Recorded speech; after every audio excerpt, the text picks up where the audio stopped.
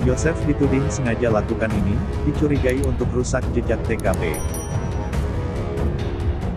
Pagi hari setelah Tuti Suhartini dan Amalia Mustika Ratu ditemukan terbunuh di bagasi mobil mewah, ada seorang saksi yang melihat Yosef Hidayah membersihkan darah di lokasi menggunakan air. Kala itu, dengan bantuan ember, dia menyiramnya dari satu sisi ke sisi lain. Melalui kuasa hukumnya, Yosef mengatakan, dirinya menyiram bekas darah menggunakan air untuk membersihkan rumahnya saja. Namun, sebagian pihak beranggapan, keputusan tersebut merupakan hal yang janggal.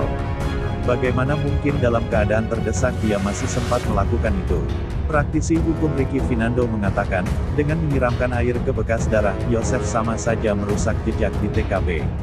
Padahal, dia seharusnya tak boleh melakukan hal tersebut.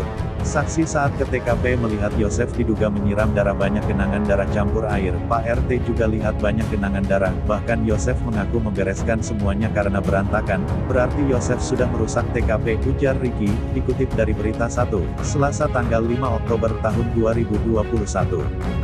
Menurut Ricky, apa yang dilakukan Yosef diduga melanggar pasal 221 ayat 2 KUH pidana lantaran diduga dengan sengaja telah menghilangkan bekas-bekas kejahatan di TKP dengan cara membersihkannya. Mengapa dia membersihkan semuanya di TKP? Itu kan sama saja melenyapkan bekas kejahatan. Harusnya seberantakan apapun kondisinya, dia tak boleh membersihkan TKP, harusnya dia membiarkan darah itu, tapi kenapa harus membersihkan semuanya?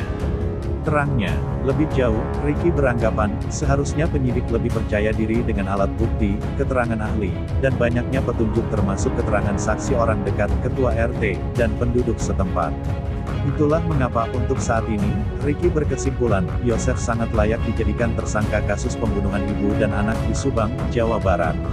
Jadi, saran saya kepada penyidik jangan ragu-ragu lagi, alat bukti sudah cukup, naikkan saja status Yosef dari saksi sebagai tersangka dan jadikan Yosef sebagai saksi mahkota. Karena sudah terlalu banyak alat bukti petunjuk yang mengarah kepada diduga Yosef.